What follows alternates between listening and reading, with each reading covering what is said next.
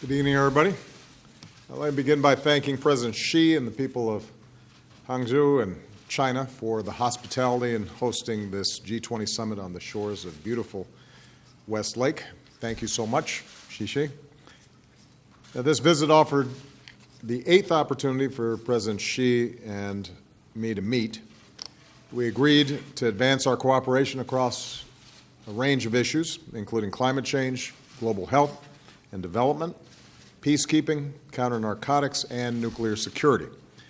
We also addressed our differences on issues like religious freedom, maritime security, and a level economic playing field.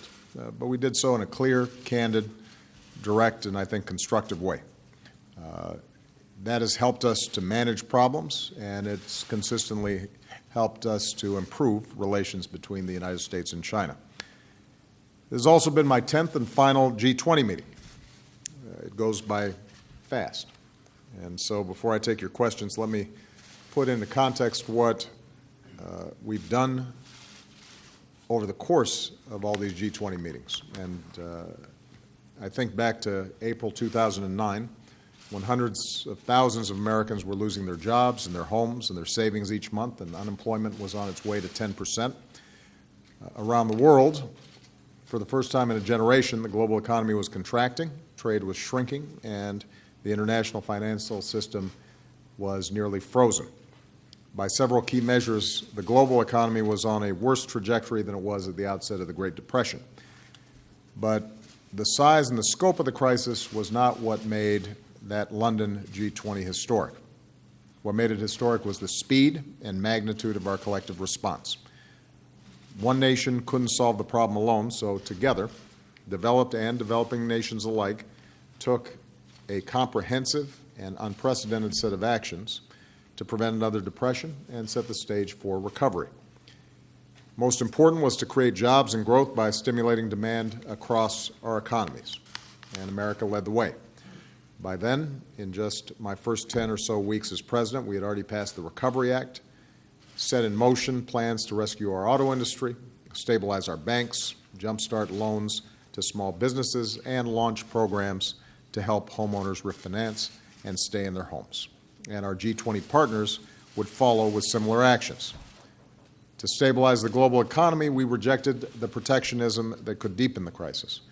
We cooperated to keep markets open and trade finance flowing, and bolstered the international financial system's lending capacity to respond to countries that were hurting the most.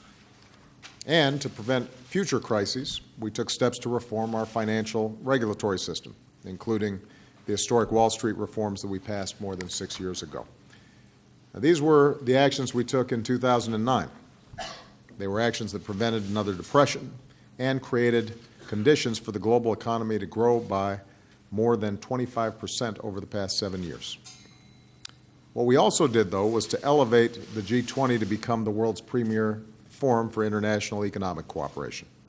And that decision allowed us, as the global recovery progressed, to take further actions to strengthen the global economy, and that's what we came to Hangzhou to do.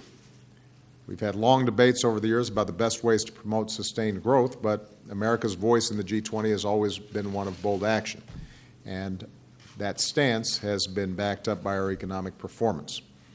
Since job growth turned positive in early 2010, America's businesses have created more than 15 million new jobs. We've cut the unemployment rate in half, and so far this year, wages have risen by almost 3%, which is much faster than the pace of inflation. But one of the things that we learned through the G20 process is that more than ever, our economies are interconnected, and we've got more work to do together to keep the global economy growing. We have to do more to grow wages faster, to shrink inequality faster, to give everybody a shot at opportunity and security in a changing economy. And that should be the way forward for the G20, to make sure that the benefits of trends like globalization and technological progress are shared broadly by more workers and families who still feel like the global economy is not working for them. And that's what we did here at this G20 summit. We committed to using all of our policy tools to promote robust, inclusive growth that creates opportunity for young people and the middle class that they're working to join. We focused on making sure that businesses can compete fairly and all working families can take advantage of the new prospects the digital economy creates. And we reaffirmed our commitment to support emerging economies through an array of development initiatives. We also discussed ways to unlock the mutual benefits that trade provides while keeping it fair for our workers and the playing field level for our businesses. And that includes high standard trade agreements that actually benefit the middle class, like the TPP. That includes working together to abstain from unfair currency practices and address corruption and global tax evasion. And it includes our agreement to establish a new forum to address some of the market distorting policies in the global steel sector that have hurt workers and businesses. We also added momentum to the fight to protect our planet for future generations. On Saturday, the U.S. and China formally entered the Paris Agreement. And today, the G20 welcomed efforts to enter the Paris Agreement into force by the end of this year. So if there's anything that the past 8 years have taught us, it's that the complicated challenges of the 21st century cannot be met without coordinated and collective action. Agreement is not always easy, and results do not always come quickly. Respecting different points of view, forging consensus instead of dictating terms, that can sometimes be frustrating, but it is how progress has been won and how it will be won in the future. It's how we've come as far as we have in the 8 years since the crisis affected us all, and it's how the G20 can make progress for all people in the years to come. So with that, let me take some questions, and I will start with Roberta Rampton of Reuters.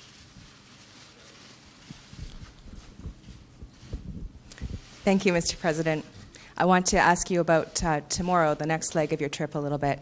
And tomorrow you're going to be meeting for the first time with President Duterte. And he's a leader whose war on drugs has led to the death of about 2,400 people in just the last 2 months since he took office.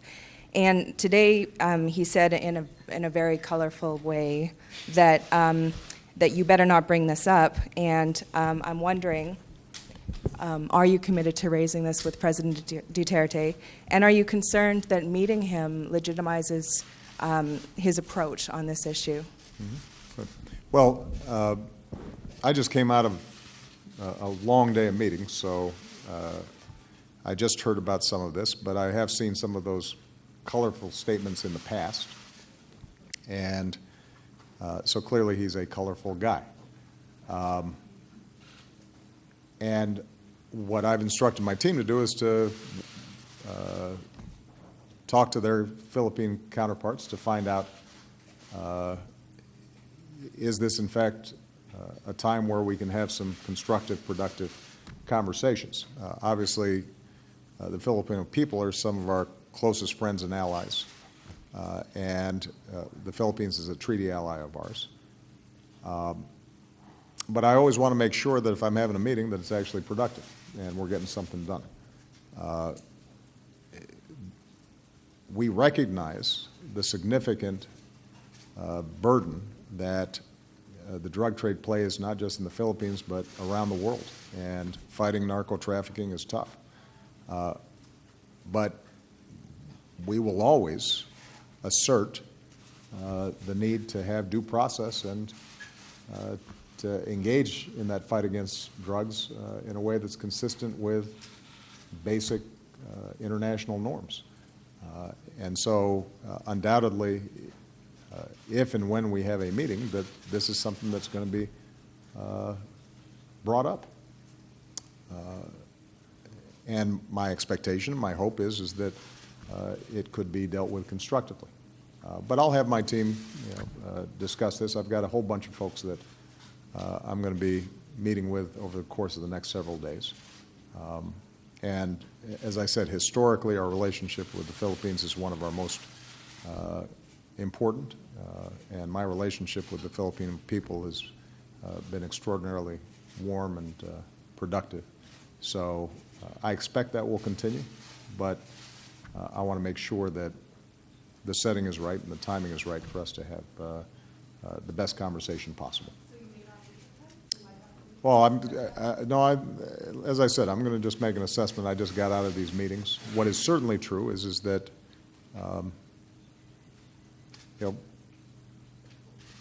the issues of how we approach fighting crime and drug trafficking is a serious one for all of us, and we've got to do it the right way. Michelle Kosinski. Same subject, I guess, of colorful guys. What can you tell us about this hour-and-a-half-long meeting you had with President Putin? The tone of it, any progress that was made, and do you agree with him that the relationship between our two countries is now frozen?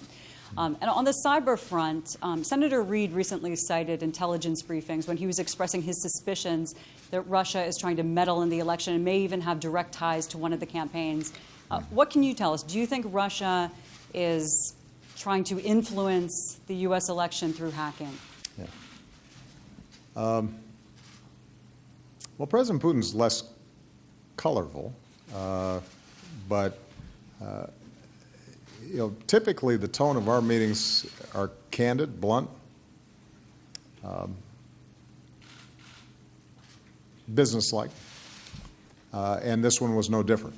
We had a range of issues that we had to discuss, but the two most important were, as has been reported, discussions that have been taking place between Secretary Kerry and Russia's Foreign Minister, Sergei Lavrov, about ways in which we can institute a meaningful, serious, verifiable cessation of hostilities in Syria, and our capacity to provide some humanitarian relief to families, children, women who are suffering enormously under the burdens of that war. As you'll recall, we had initiated a cessation of hostilities a while back. Initially, it did lessen some of the violence, and then slowly it unwound. And we're back into a situation in which Assad's regime is bombing with impunity. That, in turn, we think is actually strengthening the capacity of Nusra to recruit people who might not have initially been sympathetic to terrorism, but now view anyone who's fighting against Assad as legitimized. And that is a very dangerous dynamic. And so we have had some productive conversations about what a real cessation of hostilities would look like that would allow us both, the United States and Russia, to focus our attention on common enemies like ISIL and Nusra. But given the gaps of trust that exist, that's a tough negotiation. And we haven't yet closed the gaps in a way where we think it would actually work. But my instructions to Secretary Kerry and Mr. Putin's instructions to Mr. Lavrov was to keep working at it over the next several days, because the faster we can provide some relief to folks on the ground, the better off we're going to be. And that then is a predicate for us to be able to transition into a serious conversation about a political solution to this problem that would involve all the parties that have either directly or indirectly involved themselves in the Syrian conflict. We also spent time talking about Ukraine. There is a Minsk agreement that arose out of the Normandy negotiations between Russia, Ukraine, France, and Germany, but it hasn't been implemented. And I've made very clear that until it is implemented, the United States is not going to pull down sanctions, that it is important for both sides to try to seize this opportunity in the coming weeks to finalize an agreement and to figure out a sequence in which that document is put into effect. And there was agreement not just between myself and Mr. Putin, but also with Chancellor Merkel and President Hollande, that effort should increase in urgency over the next several weeks. And so that was constructive, but not conclusive. and we'll have to see whether we can actually get this done, or whether, in fact, President Putin, despite talking about wanting a negotiation, a solution, in fact, is comfortable with this constant low-grade conflict along the Russia-Ukraine border.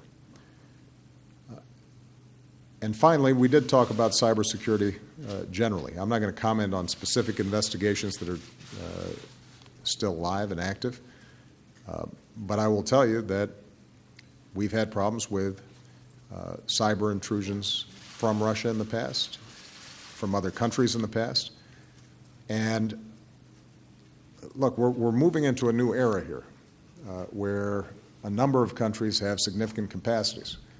And frankly, we got more capacity than anybody, both offensively and defensively. But our goal is not to suddenly, in the cyber arena, duplicate a cycle of escalation that we saw when it comes to other arms races in the past, but rather to start instituting some norms so that everybody's acting responsibly. We're going to have enough problems in the cyberspace with non-state actors who are engaging in theft and using the internet for all kinds of illicit practices and protecting our critical infrastructure and making sure that our financial systems are sound. And what we cannot do is have a situation in which suddenly this becomes the wild, wild west, where countries that have significant cyber capacity start engaging in competition, unhealthy competition or conflict through these means when, I think wisely we've put in place some norms when it comes to using other weapons. So that's been a topic of conversation with President Putin, as it has been with other countries. We've started to get some willingness on the part of a lot of countries around the world, including through our G20 process, to adopt these norms, but we've got to make sure that we're observing them. All right. William Wong. Thank you, Mr. President. Heading into Laos, what are the main things you can offer its leaders, and what do you plan to push for in return? On the offering side, for example, I'm wondering how you view U.S. responsibility for unexploded ordnance. On the asking side, what are you pushing for most? Is it human rights, closer U.S. ties in the face of China, improving their problems with governance and corruption? What's the priority? Well, look, symbolically this is important. I'll be the first U.S. president to visit Laos. And when you think about the history of the United States and Laos, I think it's useful to see what's happened in the evolution of our relationship with Vietnam, a country that I just visited recently. At the outset, as we're trying to build trust, a lot of work can be done around war legacy issues. For the Lao, that involves dealing with unexploded ordnance, which is still plaguing big chunks of the countryside, and since Laos is still a relatively poor country that is developing, their capacity alone to clean that up is hampered by a lack of resources. We should help, and my expectation is that in our meetings over the course of several days, that we'll be able to provide some really concrete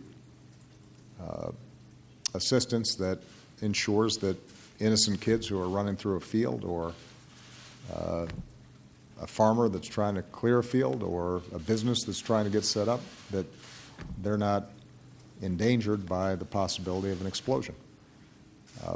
Likewise, we have deep commitments to accounting for those who were lost during that war.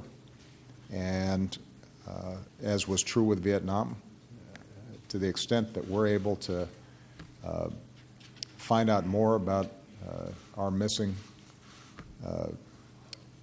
in action and our POWs, that not only provides enormous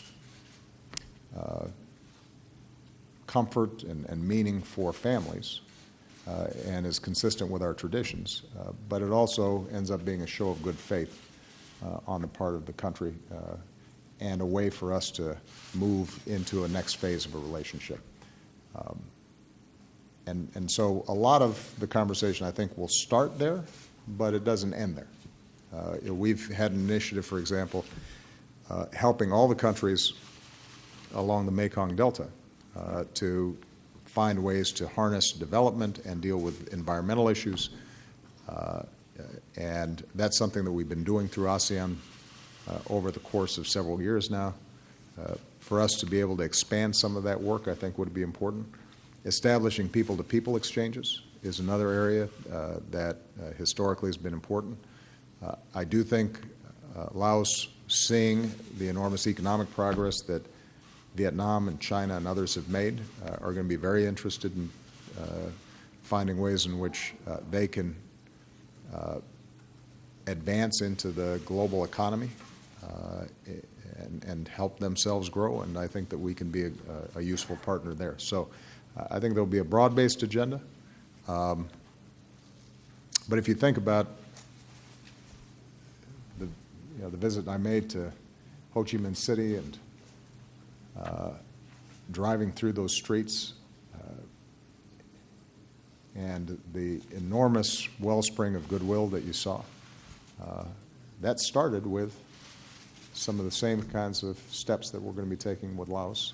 But I think we can hopefully do it faster, make more progress faster than we did over the course of 10, 15 years, because we've learned some things. And I think Laos is very eager to engage with us, and we're eager to engage with them. So I look forward to visiting what I hear is a beautiful country. Christy Parsons. Thank you, Mr. President. On the Trans-Pacific Partnership, how do you plan to sell this to these Asian leaders who still have work to do in their own countries, and with some political, it's not, the politics aren't easy, and maybe they don't want to do that. So much of it seems like the future is rocky in the U.S. The U.S. usually ratifies its trade deals. Do you plan to convey a sense of inevitability? Do you feel that for the lame duck session? Even if it doesn't happen then, do you feel like it's inevitable anyway? And if I may, I wonder what you think about the silent protest of Colin Kaepernick. And I also wonder what you think about the public response to it, which is really divided. I mean, some police don't want to secure 49ers games, and many fans feel that he's giving voice to something they feel strongly. So I just wonder how you look at that. Okay. Well, with respect to TPP, I don't have to sell it to Asian leaders here who were part of the negotiations, because they see this as the right thing to do for their own countries. And when you look at the architecture, the structure of TPP, what it does is open up new markets for us that are generally closed. Our markets are more open than theirs for the most part, so we benefit from a reduction in tariffs and taxes that are already in place. But for many of them, what they benefit from is this trade deal is the spur, the incentive for them to engage in a whole bunch of structural reforms that they know over the long term will reinvigorate their economy. So, for example, Prime Minister Abe of Japan, yes, he's having to make some difficult decisions about opening up markets that previously have been closed, but he's also looking at a couple of decades of stagnation and anemic growth.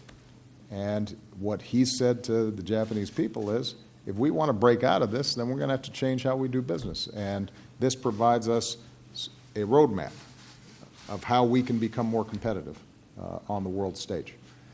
Vietnam, that for the first time is debating in a very serious way how they can provide protections to their workers and allow them to participate and have voice and bargain for wages. And yeah, that's tough politically for Vietnam. On the other hand, they recognize that if they want to move up the value chain in the global market, that they've got to start abiding by basic norms. So the good news is they're ready to go. And what I'll be telling them is that the United States has never had a smooth, uncontroversial path to ratifying trade deals, but they eventually get done. And it's my intention to get this one done because on the merits, it is smart for America to do it.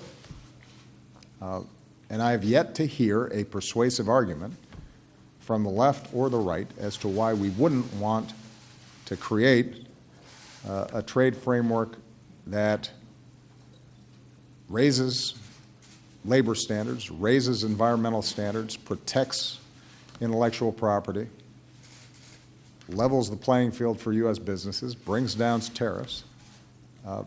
It is indisputable that it would create a better deal for us than the status quo. Nobody's been able to describe to me, with all the general criticism of trade that you hear coming out of some quarters, nobody's able to describe to me how this would not be a significant improvement for U.S. workers and U.S. businesses going forward compared to the status quo. And so I intend to be making that argument. I will have to be less persuasive here because most people already understand that. Back home, we'll have to cut through the noise once election season's over. It's always a little noisy there. And in terms of Mr. Kaepernick, you know, I got to confess that I haven't been thinking about football while I've been over here. And I haven't been following this closely, but my understanding at least is that he's exercising his constitutional right to make a statement. I think there's a long history of sports figures doing so. I think there are a lot of ways you can do it. As a general matter, when it comes to the flag and the national anthem and the meaning that that holds for our men and women in uniform and those who fought for us, that is a tough thing for them to get past, to then hear what his deeper concerns are. But I don't doubt his sincerity based on what I've heard. I think he cares about some real, legitimate issues that have to be talked about. And if nothing else, what he's done is he's generated more conversation around some topics that need to be talked about. Again, I haven't been paying close attention to it, but you've heard me talk about in the past the need for us to have an active citizenry. Sometimes that's messy and controversial, and it gets people angry and frustrated. But I'd rather have young people who are engaged in the argument and trying to think through how they can be part of our democratic process than people who are just sitting on the sidelines and not paying attention at all. My suspicion is that over time he's going to refine how he's thinking about it, and maybe some of his critics will start seeing that he has a point around certain concerns about justice and equality And that's how we move forward. Yeah, sometimes it's messy, but it's the way democracy works. All right, last one. Angela Greeling-Keene of Bloomberg. Thank you, Mr. President. The G20 group today discussed the importance of tax fairness and consistency among countries. For you, how much of that discussion was centered on the Apple case and the EU's decision? And how do you balance your efforts here to ensure global tax fairness with your need and desire to protect U.S. companies and their shareholders? Yeah. And if I may, on one other business topic, how would you assess the likelihood of the actions taken on steel today of making a difference in overcapacity? Good. No, those are both great questions. This issue of tax avoidance and tax evasion is something that we have actively promoted as an issue for the G20 to tackle. We've worked with not only the G20 countries, but also some of the multilateral organizations like the OECD to refine how we can approach these problems. It's a complicated piece of business. We did not bring up the specific case of Apple because, as a general rule, I don't want to bring up a single case in a forum like this where we're trying to shape broader policy. But at home, we have been focused, whether it's on the inversion rules that we put forward, the proposals that we put forward to define who the beneficiaries are behind the veil, so that we can catch people who are avoiding their taxes. We're doing a bunch of stuff at home, and we want to coordinate better norms internationally. The one thing that we have to make sure we do is to move in concert with other countries, because there's always a danger that if one of us acts unilaterally, that it's not just a matter of a U.S. company being impacted, but it may also have an effect in terms of our ability to collect taxes from that same company. And so you might end up with a situation where they pay into Europe, and the U.S. Treasury is shortchanged. So if there's not some coordination between various tax authorities, you get a problem there. In the same way that we think there has to be some coordination about even some of our closest allies racing to the bottom in terms of how they enforce their tax policies in ways that lead to revenue shifting and tax avoidance in our country. So this is not something that I think is going to be sorted out overnight.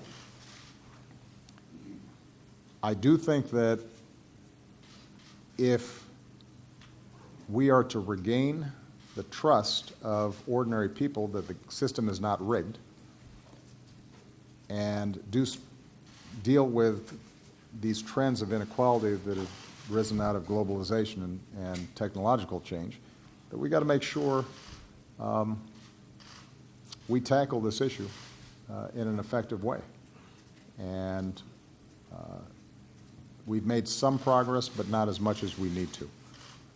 And my hope is that it's recognized that it's in the interest of all countries, whether they're developed countries or developing countries, to work together to put a stop to this. Because developed countries are losing revenue, and that erodes their tax base and their ability to educate kids and build universities and build infrastructure, but it also wallops developing countries because oftentimes tax avoidance can go hand in hand with corrupt practices that impede development. In terms of excess capacity, this is an issue that we wanted to get on the agenda. We got it on the agenda.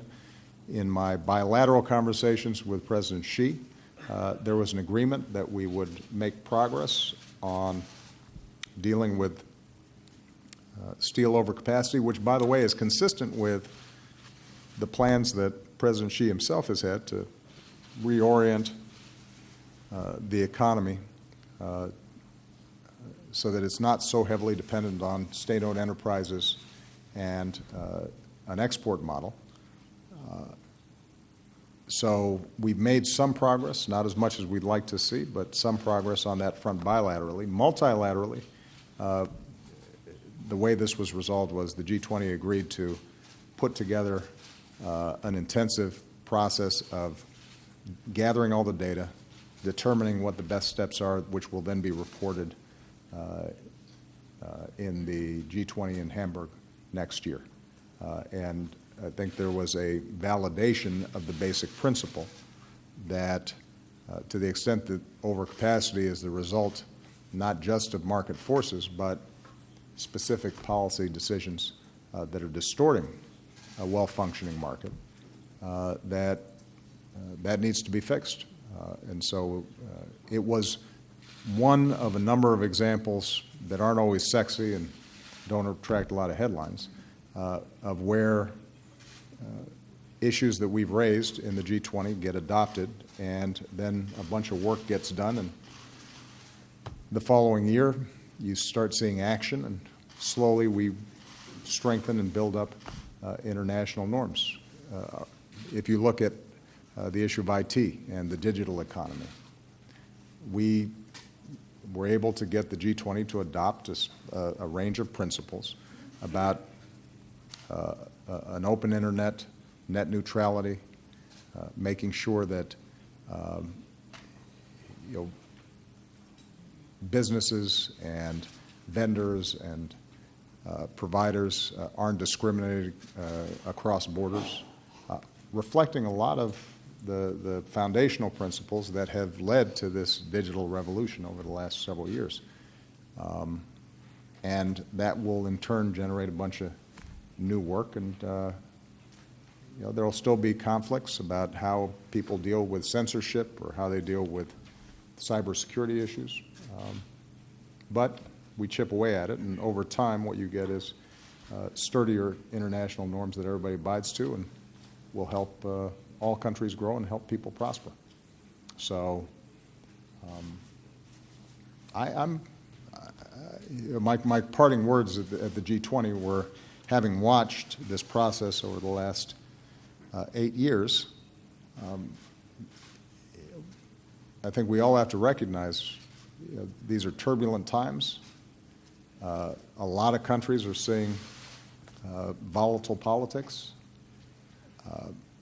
Sometimes you read the headlines and you can get discouraged about whether the international community and leadership are able to shape solutions fast enough for the scale of the problems, whether it's migrants and refugees or climate change or terrorism or making sure the international economy is working for everybody. But then when you look back over the course of 8 years, actually you find out things have gotten better. Not always as fast as we'd like, but in significant ways. You look at the progress we made on the financial system. The American banking system now has $700 billion more in capital. It is much safer, much sturdier. But it's not just us. Because of the G20, you also have a Basel III agreement in which all countries are having to strengthen their capital requirements and put in place some basic safeguards to prevent what happened at Lehman's. And that's true across the board. So, as always,